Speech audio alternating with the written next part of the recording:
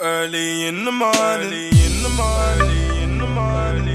What's going on, people? It's your boy Cam, Topical Juice, and I'm back on your screens. It feels like it's been a while, you know, because I'm daily and consistent. It feels like, when I haven't done a video for a day or two, I feel like it's been a while, innit? So anyway, I'm back on your screens for an episode of Topical Tea today. Now, I haven't really done a Topical Tea video in a while, and I came across this interview with Zeze Millz with C Biz yesterday. Sorry, today, in fact, it dropped yesterday. And I've been meaning to do a video about Zeze for a while, actually, just in terms of her opinions and the way she conducts herself with rappers.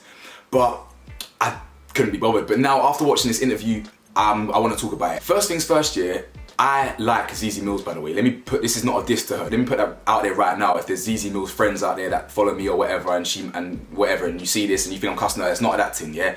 I didn't really like Zeze when I didn't know her. In fact, I judged her the same way she judged C Biz. The same way she judged C Biz on his social media antics, I judged her years ago. I didn't really know her, didn't really watch her, I didn't really feel her.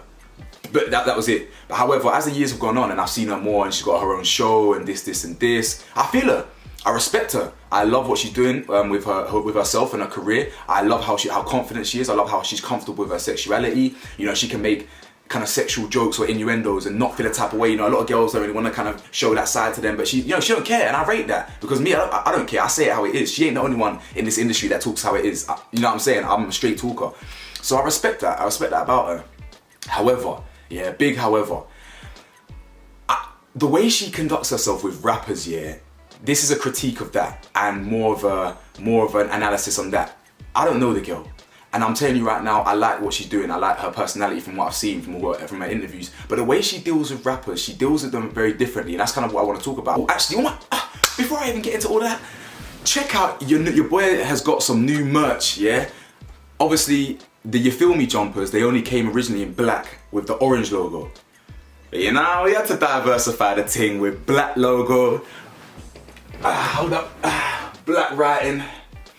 Get me, and multicolours. So listen, if you want to support your boy's Topical Juice merch, the link is in the description below, or alternatively it's tjmerch.store. You know where to find it. In fact, what else is going on? 30k as well. Listen, we hit 30,000 subscribers. Guys, oh my days, we hit 30,000 subscribers today. I'm very, very grateful. Thank you so much. You know what, You know what? From now until Friday, 20% off.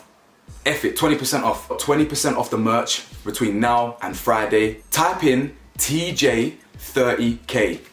That's it, and you'll get 20% off. Boom, I've just thought of it right now. So let's just do that. Cool. Anyway, without further ado, like, comment, subscribe. Let's get into this video. Let go. Now, as I said, I watched her interview with C Biz this morning. Now, if you look at the comment section, Zeze's getting quite trashed in the comment section. And while I don't want, by the way, no one trash Zeze Millz, or don't be leaving hate comments about Zeze in my comments. That's not what we're doing here.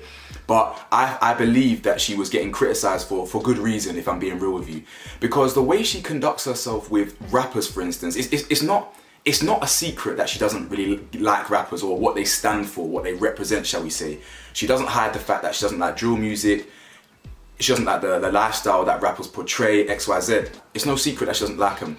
But the way she does interviews with people that she doesn't quote unquote like or agree with their lifestyle, she lacks, I don't want to say professionalism, but I think she lacks the ability to remain purely neutral. And the evidence to suggest that she never really remains neutral is that she always asks loaded questions. When it comes to rappers like C Biz and whoever, she had Lowski on a couple months ago. It was the same type of aura. Now, don't get me wrong, Lowski is younger. Lowski's like 21, so it wasn't the same aura as C Biz, who's 34, a grown man or whatever. But it was the same type of loaded questions. Aside from trying to get him to kind of expose himself or kind of talk about things that aren't exactly legal or whatever, it was the way she actually worded some of the questions. Like, for instance, she brought up his sister's passing, C Biz's sister's death, right? I didn't know that. I don't know much about C Biz in terms of like his personality. I didn't know he had a sister that passed. I didn't know that, do you know what I'm saying? Now, it's not illegal, right, to bring up how your sister passing made you feel. It's not. Russ or Rush, whatever you want to call him, his sister passed away, and they spoke about that in the interview, and that was actually quite a powerful scene, I ain't gonna lie, because Russ kind of looked a bit more vulnerable. He actually showcased a bit more of a real human side to him. Like, yeah, my sister passed and that's how it affected me. Man was lashing out. You get? So there's nothing wrong with asking questions like that. But the way she asked the question about C Biz's sister passing, it was to insinuate and to suggest that it was his fault. I know she kind of said it wasn't his fault, but she basically said, yeah, because he was in jail when his sister passed, the way she worded it, yeah, was like, do you feel guilty? Do you feel guilty that you weren't there when your sister passed? How did it make you feel kind of doing all this stuff, living this lifestyle, and that lifestyle putting you in jail? And because you're in jail, you missed your sister's passing. That's what she, does that make sense? That's the way she was wording it. Not an open question like, I understand, you know, that you lost your sister. If it's not too triggering, can you tell me how that made you feel at that time? Can you explain to the people in the audience who haven't lost any siblings what that feels like? I ain't lost a sister. I ain't lost a brother. You get it? But the question wasn't that. The way the question and the narrative of the interview went, it was like, you are a rapper and I don't like it. This is the lifestyle that you've lived and or portray, and this is the consequence of that. How do you feel about that consequence? And that consequence obviously being that he missed his sister's passing or whatever. Do you understand? Even down to the fact that he really composed himself well. And what I mean by that is, I see myself in C Biz in the sense that I don't cry over spoiled milk, or is it spilt milk or spoiled milk? Whatever the saying is, I don't cry over something that's already happened. If it's happened, we have to start the process of getting over it. That's how I move in it. I mourn for however long I've got to mourn for, whether it's a day or 2 days or a couple hours, then I keep it stepping. He's the same. And she almost tried to make him feel guilty for that. She made a comment about like, oh, you know, sometimes it feels like, you know, water off your back type thing. And that is probably because he's been through hell, Zeze. Do you understand? I'm sure you already know from the people that told you about C Biz. I'm sure you know about C Biz, and you know, we all know about C Biz, you know, come on now. But he's been through hell, you know, he's lived a life, do you know what I'm saying? So the fact that he's even in a position to kind of like to not let that PTSD kind of break him is an amazing thing. So my beef with Zeze it's not beef, but this little video is how she goes around interviewing these people, because she needs to be a bit more objective and a lot more open-minded to the fact that people aren't 100% what they showcase online, for instance. Because when C Biz flipped the script here and was actually kind of pressuring her and asking her the same questions that he was asking, she was saying things like, oh, you know, there's a different side to me, you know, there's actually a soft side to me. Yeah, some people call me this, and yeah, I can but there actually is a soft side to me, and this and this. So if you can recognize, yeah, that the way you portray yourself, Zeze, online isn't the whole you, and that there is a softer side to you, a more sensitive side, a side that a lot of people might not know or whatever, then surely you can recognize the same thing in other people, especially rappers. Because rappers aren't living that lifestyle 100% of the time, do you understand? And I think in the way you ask questions, I think it's important that you don't sound so judgmental when you're asking them, because we all have a life and we're all not perfect, you feel me? Now, just because you disagree with the lifestyle that they portray, it doesn't mean that they're kind of any less of a human or any less, they're not the scum of the society, do you understand? And I think it's quite ironic that you mentioned toxicity and you think that rappers and city girls are toxic for our community. While I agree, yeah, that like there is certain toxic things about the rap industry, or I think that, like American rap is very misogynistic and things like that. While I agree with that side of things, I think there was elements of yourself that was actually coming across as quite toxic. And what I mean by that is that the loaded questions, for one, in order to kind of minimize his responses, do you understand? In order to fit an agenda or a narrative, you feel me? Like, even down to the fact that I thought it was quite toxic that you asked him about his age and is it suitable for someone of his age to be rapping certain things. First things first, 34 isn't that old. Like, it really isn't. And the second thing is, like, people are doing music until they're whatever. Oh, like, look at Pete and Baz. Pete and Baz are 70 years old and they're talking grease. If you actually listen to what they're talking crud. Whether I know they claim that they write it, and I believe that they do write their own bars because of the consistency. However, why is no one looking at them the same? People aren't looking at Pete and Baz as a gimmick. They're not looking at them as just old guys that are just no, they're actually cold. And if you listen to what they're talking about some real greasy stuff in some of their bars, you know what I'm saying? I think that's quite a toxic question. The way you're like, oh, so how old are you? And then, oh, so do you really think you should be talking about this at this age and blah, blah, blah? Why not? The real question is, why does he feel he has to? And I can tell you the reason why. Why do you think people who are involved in the streets and not even involved in the streets rap about the streets? Because there's a culture in this country, not just perpetuated by black people, white people in Bournemouth, white people in Brighton, white people in Bath, where there's no real grease going on there, no grease like inner city grease or whatever, but they're listening to this music. So the reason why people rap about this stuff is simple. There's a demand for it. There is literally a demand for it. Why has drill music, why has a drill song gone #1? You can't, if it was only black people listening to that music, it's not even charting. You do realise that, innit? It's the fact that the majority of the country, white people, obviously other races as well, Asians and Middle Easterns, whatever, are listening to this music. There's a demand for it. So that's the question you should be asking. Why is all these white kids and all are listening to this music, or why do they love it so much that more black people are still wanting to make this type of music? Do you understand?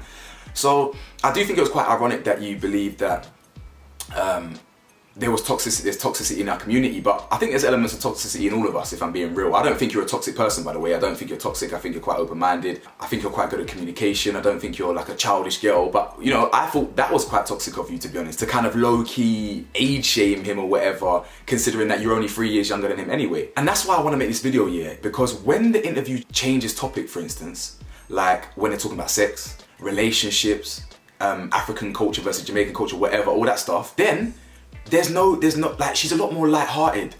Like, she's a lot more, that kind of bouncy, and that's where the interview starts getting a bit more like, it's a lot more, do you know what I'm saying? Now, I'll be honest with you, I'm a bit of a hypocrite, to be fair, because even the title of this video is a loaded question, but I'm not interviewing someone and actually asking loaded questions. I'm just, it's a title of a video. So yeah, like when they're bantering about other stuff and relationships, then she's a lot more kind of, the interview starts taking a bit more of a positive turn. And that goes to show you that when she starts talking about stuff that she doesn't actually agree with, she can never really approach it in the middle ground. She can never really approach it objectively. We all know that she doesn't like this music, but it's like in the questioning, she likes to remind us that she doesn't like it. When I think she would actually learn a lot more if she really kind of got to the nitty gritty of maybe where they came from and why they talk certain things, and also asking a bigger question of why it's so popular in the first place, if we're being real. I mean, one could argue, oh yeah, it's popular because black people, they glorify it, and jewelry and girls, and that's what people like, but is that really gonna like connect with white kids in Suffolk and stuff? Are they really gonna strive for that? Maybe I'm being ignorant. Maybe I'm the one that needs to do education. I don't really know, but I just think the way Zeze kind of conducts herself when it comes to rappers is a lot more quite harsh and quite critical.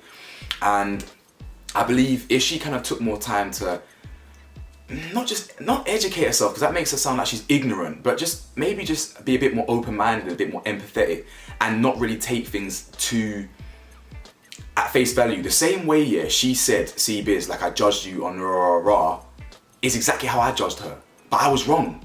Do you understand? I like Zeze. I feel Zeze. So, and I think she's peng as well. Let me throw that out there. I think she's bad. So anyway, so I was wrong. The way she's quite narrow-minded or closed-minded when it comes to rappers is how, like, I was with her in a way. In conclusion, yeah, I think ultimately Zeze needs to realize, yeah, that music is music and life is life. And it's a spectrum. So some parts of life that are bad or good will spill over to music, and vice versa type thing. It's not 100% real all the time, for instance. Like, I can write a song right now talking about how I was dancing with the devil because my mental health was through, literally in the, you know, I'm on the verge, you know what I'm saying? How the devil's in my ear and this pain, that trauma. But I'm demon free. Do you understand? But I can tap into that. But in the same day, I could rap about me going on holiday when I was in Miami doing a madness, or in Cancun, or in Shanghai, or in LA, or in Thailand. I can rap about that. I could rap about the demons and Thailand and that in the same day. But I haven't done either in ages. Do you understand? It's just art, it's creative. So if they're talking grease, it's because one, there's a demand for it, it's popular. And two, that's what he lived at a time. It's not, it just is what it is. I think she just needs to be a bit, just relax a little bit with the harsh critique of rappers. Because at the end of the day, rappers are still human. You feel me? They literally are human, and that's just the cards they were dealt a lot of the time. But in terms of some of the message that rappers push out with the misogyny and certain ignorant behaviors. I agree. There is a lot of toxicity in rappers, to be fair, but don't paint rappers with the same brush, like, or it. Yeah, does that make sense? Either way, definitely ain't a beef thing. As I said many times in this video, I feel her. I feel what she's doing. I actually would like to have a career similar in terms of what she's doing with her platforms and this and that. You know, I feel it. I respect her. And yeah, this is just a critique of the way she deals with rappers at the end of the day. I think I don't really agree with the way she approaches her interviews with rappers with very loaded questions and with clear and obvious bias before she's even asked these questions, you understand? Yeah, like, comment, subscribe, let me know your thoughts. Have you seen the interview with C Biz? Have you seen her other interviews with rappers? You know, have you seen the way she conducts herself with other people like Pastor Toby or Pastor Toby, whatever the flipping name, dumb dickhead name is, I can't remember. We don't deal with them F-man there. Hit up your boys' merch and I'll see you soon. Peace.